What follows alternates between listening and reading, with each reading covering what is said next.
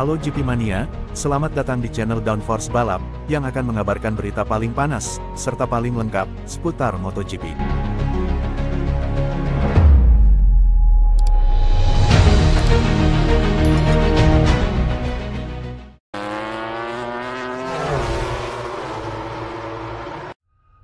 Jorge Martin merasa tak akan mampu menahan Enea Bastianini terlepas dari kesalahan pada dua lap terakhir.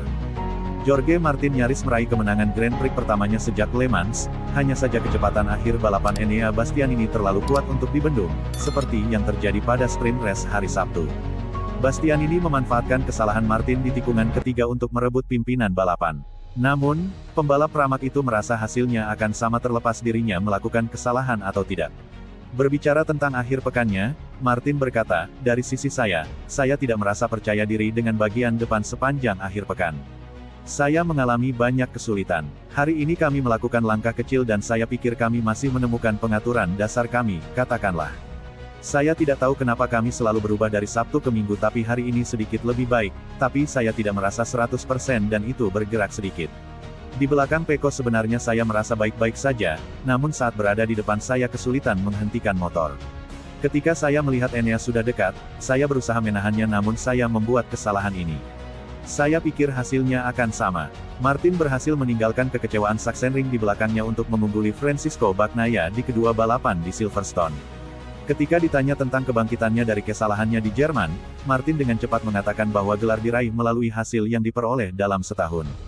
Martin berkata, "Saya pikir Sachsenring tidak seburuk itu, atau ini adalah hari terbaiknya.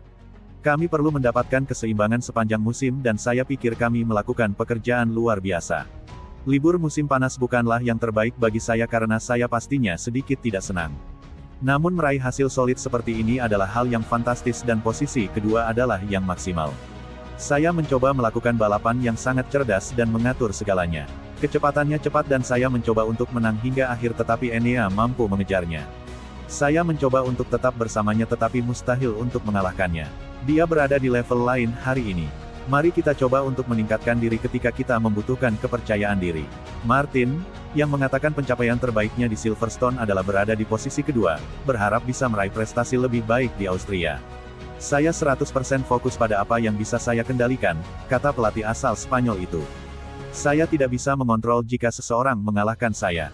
Jika saya melakukan yang terbaik, saya akan melakukan yang terbaik. Hari ini berada di urutan kedua dan mudah-mudahan di Austria akan ada hasil yang lebih baik. Apapun yang terjadi, saya akan mencoba menikmati perasaan, dan menikmati semua yang terjadi di trek."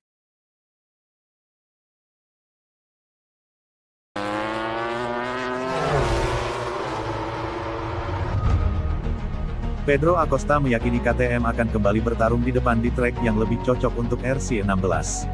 Meski terpaut 16 detik lebih dari pemenang balapan Enea Bastianini, Ducati, Pedro Acosta mengklaim hasil Silverstone lebih baik dari yang kami perkirakan karena kami tahu ini akan menjadi hasil yang sulit.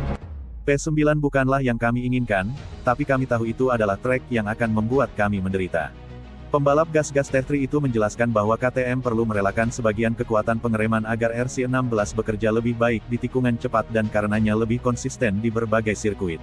"Sejak awal sejarah KTM kami di MotoGP, jika dipikir-pikir, kami kuat dalam pengereman dan tikungan sempit. Ini bukan hal baru," kata Acosta. "Musim ini, kami juga cukup cepat di trek jenis ini, dan sekarang kami mencapai rata-rata musim lalu, dari P7 hingga P9. Tetapi saya masih fokus untuk percaya bahwa ketika kami pergi ke trek dengan pengereman keras seperti Austria, Misano, Aragon, Thailand, Jepang, kami akan kembali berada di depan. Tetapi kami perlu memahami bahwa kami adalah 4 orang yang benar-benar berusaha mengerem, karena satu hal karena ini adalah poin terbaik kami. Dan kami mulai memfokuskan motor, aero, keseimbangan, semuanya, pada tikungan seperti ini. Kami perlu memahami bahwa seluruh proyek terfokus pada arah ini, karena ini adalah cara kami berjalan dengan cepat. Tetapi masalahnya adalah di trek cepat dan mengalir, seperti ini, kami tidak bisa melakukan hal seperti itu. Karena itu bukan cara membuat garis V, stop and go, bukan cara mengerem keras. Karena jika Anda mengerem keras di sini, kecepatan Anda akan terganggu. Dan jika Anda mematahkan kecepatannya, Anda selesai. Apa yang perlu kami lakukan adalah mencoba meningkatkan motornya sedikit di tikungan seperti ini, misalnya saat menikung, sehingga meskipun kami tidak begitu bagus di hari-hari bagus, tapi jangan terlalu buruk di saat-saat yang baik, hari-hari buruk. Karena jika Anda ingin bertarung memperebutkan gelar juara, Anda tidak bisa menjadi yang pertama di hari baik dan ke-10 di hari buruk. Anda harus minimal berada di 5 besar, setiap akhir pekan. Jika kami bisa bertarung untuk 10 kemenangan dan 10 posisi 5 teratas dalam satu musim, kami berada dalam persaingan untuk menjadi juara. Untuk mencapai hal ini akan membutuhkan sebuah proses. Saya yakin akan hal itu, namun kami akan sampai di sana. Meskipun unggul jauh dari pembalap KTM terbaik berikutnya Jack Miller, Acosta dikalahkan oleh 7 pembalap Ducati, ditambah pemimpin Aprilia dari Alex Espargaro pada hari Minggu. Pada akhirnya, kami bisa mencoba banyak hal, tapi kami berempat dan mereka 8, katanya, mengacu pada keunggulan data Ducati jadi alasan utama dominasi mereka di hari Minggu. Mereka punya banyak informasi. Kami melihat Yamaha hanya punya 2 motor, dan untuk itu mereka kesulitan, tapi kami, KTM, hanya punya 4 motor, dan mereka, Ducati, punya 8. Jadi, mereka punya 2 atau 3 kali lipat motor dari beberapa merek di kejuaraan. Inilah keuntungan yang mereka miliki.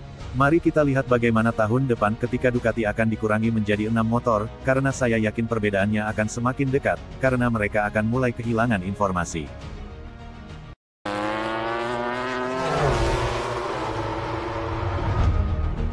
Bos Ducati terima kritikan Bastianini karena lebih pilih Marquez.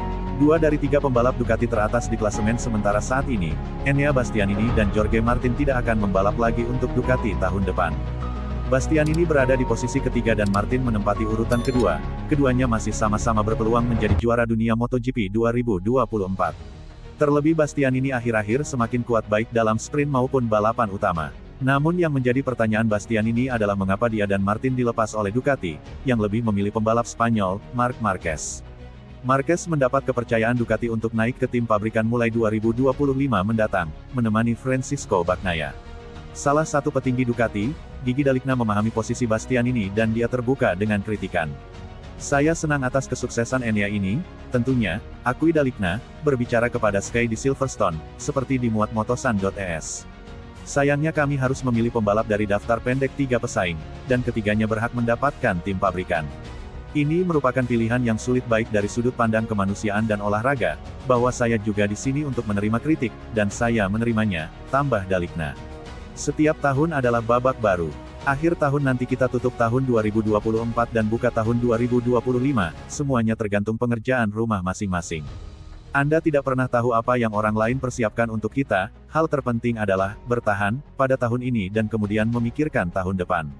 Saya senang dengan performa motor, kami berada pada level yang sangat baik selama bertahun-tahun dan saya berharap terus seperti ini, demikian D'Aligna.